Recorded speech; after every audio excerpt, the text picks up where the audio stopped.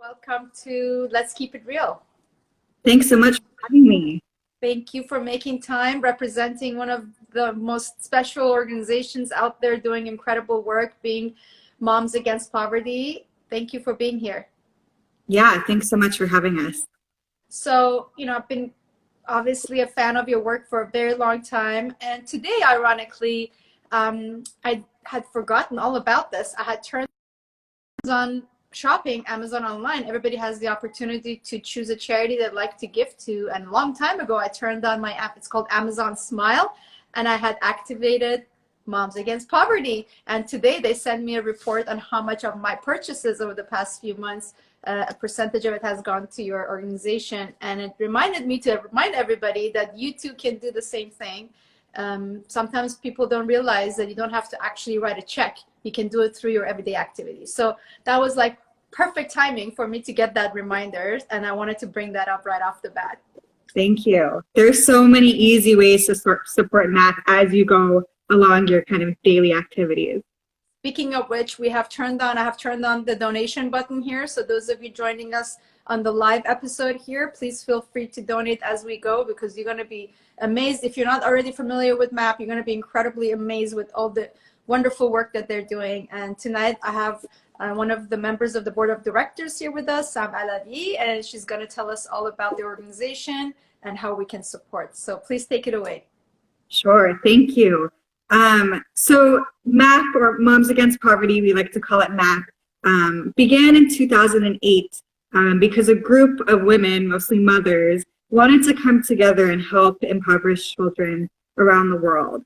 And really the impetus for this, what started this, is that a few years prior, Bita, our executive director, had gone to Iran to adopt her eldest daughter.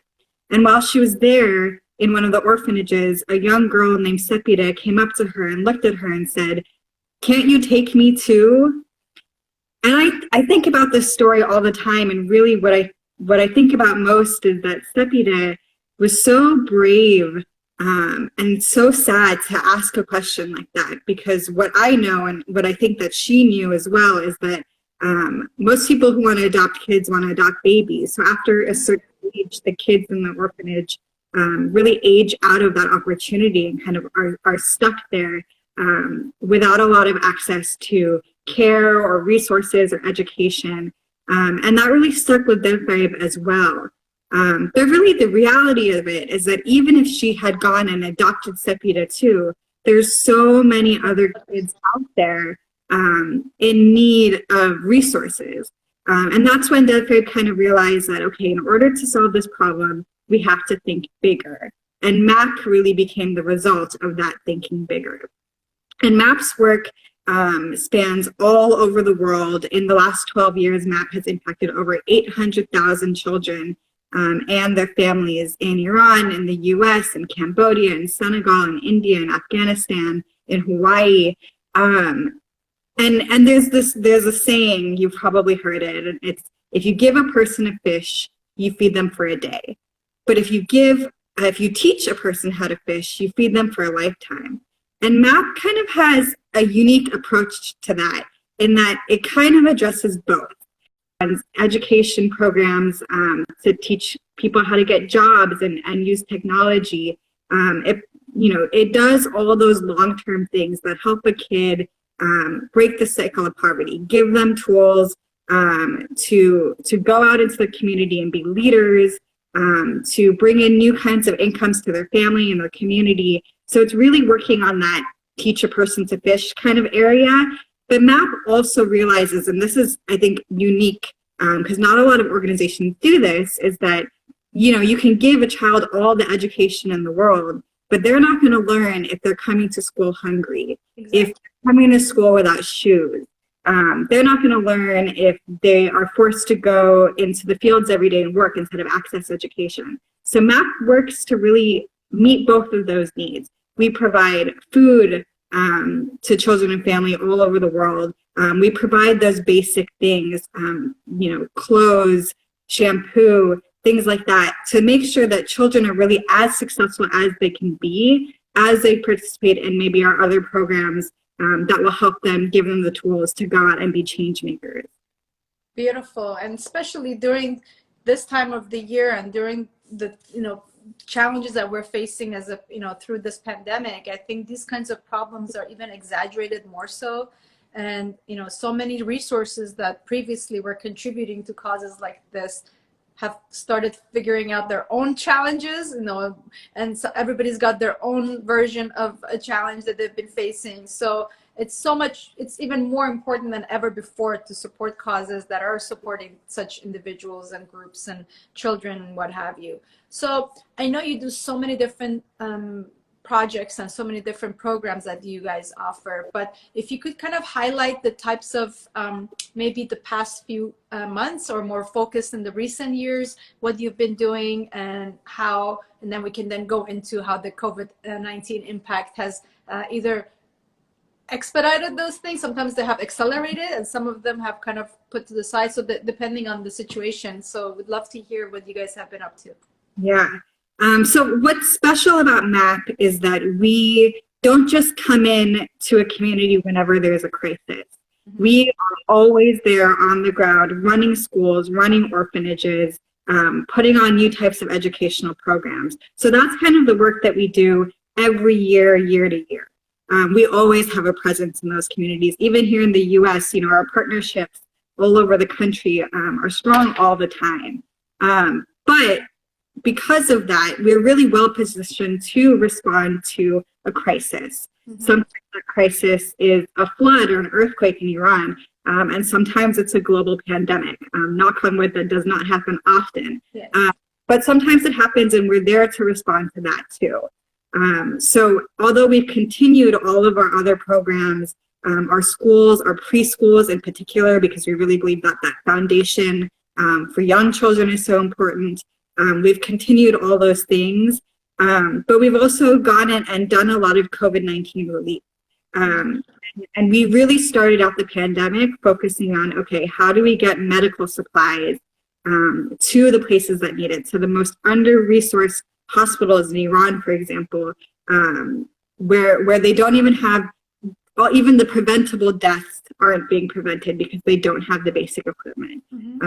We got ventilators to Iran, we got oxygen tanks, we got pulse oximeters, we got masks and PPEs for the doctors to keep them alive so that they could keep our people alive. Mm-hmm. All of those things. But then we started hearing these stories of, we have entire families who they're surviving COVID-19, they're in the hospital of starvation. Mm-hmm.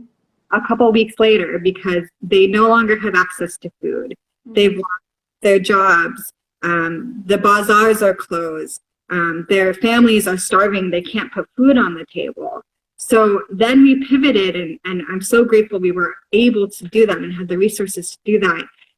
And so, simultaneously we're working on the medical side of providing medical equipment, but we're also then able to provide food and food packages to the families who are impacted on the economic side of this pandemic. So, in addition to the thousands of food packages, each food package lasts about a month for each family. We've also provided... Is this a program in Iran or other parts of the world? All over. So Iran, we've really focused on this, but we've done this in Senegal. We've even done this in the US because there's a huge need here, even in our own communities, in our own backyard, San Francisco, Oakland, East Palo Alto. And so we've been able to do that as well to kind of meet this other part of the pandemic impact that I think has largely been ignored by and a lot of people. So that's been really special as well. I think this pandemic globally, a majority of the countries, as you know best, that your organization knows best, I think everybody was so unprepared for this. Nobody knew how to deal with it. And to this day, right here in California, we see the controversy around how we should deal with this situation, never mind other parts of the world that are not as advanced. And here we're living in one of the most advanced communities in the world where the whole world looks to, and we're still not figuring it out. So I can't imagine some of these other parts of the world that are not as advanced or as privileged, what it might have looked like there. And so we have no room to complain We really don't. And we're so privileged to have access to so much, and yet we have problems with toilet paper and what have you. So it's, we got to put things into perspectives and understand like the incredible work that you guys are doing in all parts of the world, solving these problems that never can remotely, occur in anybody's mind here. It's really amazing. And that's so much of why I'm involved with MAP is because I see the impact of MAP in my daily life. Every time I go into the fridge for a loaf of bread, every time that I want to get food, I want to put a jacket on because it's cold, that I got to go to college, that I got to go to grad school. All of those things, I see little bits of work that MAP does in my own privilege. And I believe that I, as a person, have a responsibility to give back if, I'm sitting here enjoying working from home in this pandemic, but also as an Iranian American, watching people who look like me, children who could have easily been me, struggle in Iran. I've been asked, like many others, how has COVID been like for you? Are you sad? Are you upset? Are you frustrated? And to be honest with you, I have not had a moment where I even allowed myself to go there with the thought that I am having a difficult time or this is frustrating, because, luckily I can speak to my own experience. I've been through a war in Iran and been through that whole experience, and I've been a refugee myself, so been through that phase. And and I've been homeless because of an earthquake, a natural disaster. So not everybody, especially in America, had really experienced anything at this scale to really truly understand that these things do happen in the real world. And we just have been lucky enough in America, especially, not having had that global disaster happen. We've had regional disasters, so those communities probably more flexible in adjusting with what has been going on, but some other areas or some individuals have not. So I never really allowed myself to even go there, that, oh my God, this is so difficult. No, I have a roof over my head. I've had access to food. I've had access to toilet paper.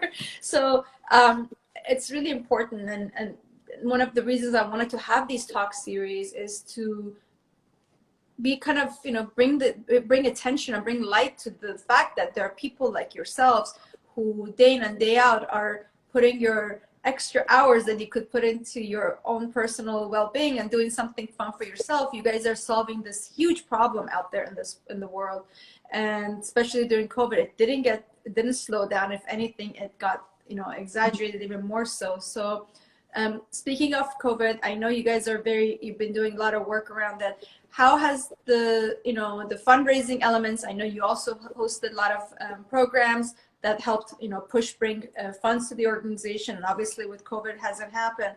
How has that been looking like? Have your donor base been still active, and how can the community help you at this stage? Great question. Of course, I think many nonprofits have been dealing with this. Nothing makes up an in-person event. The amount of money we usually bring from our galas that are right around this time of year can't be made up, even if we tried our hardest in an online form, even though we have really been, we've done some wonderful events online, silent options, our hunger relief night back in the spring, but it's not the same. So I think it has been a little extra challenging this year engaging our donors.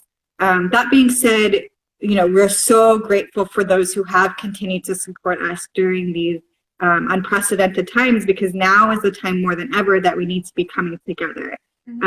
So we've definitely seen that. I think we've been able to have a little bit of a wider reach when we do online events. But the biggest thing that I'm so grateful for, and what we're really pushing people to think about, is to participate in our monthly donation program. So what we're asking of people is just the cost of one coffee cup a week, $15 a month, $16 a month, $25 a month, anything you can give on a monthly basis to MAP. Because not only is that a really easy, small way that people can support, but it actually really helps us as an organization understand, we know that money will also be there 3 months from now. It allows for us to better prepare so that we can pivot when we need to, when a crisis comes up, when a natural disaster is something. We have the funds readily available to be a leader in that relief work. And that's part of the reason why, we were one of the first organizations to respond and when COVID-19 happened, is because we're starting to build up a monthly donor base that gives us the opportunity to really have those funds to make an impact both in our baseline work, but also in those moments where we need to pay a little more. Yes, I remember seeing that you guys were literally the first organization I saw, especially within the Iranian American community, that's, we're at the forefront of, with raising funds for ventilators and all the other things that you were working on.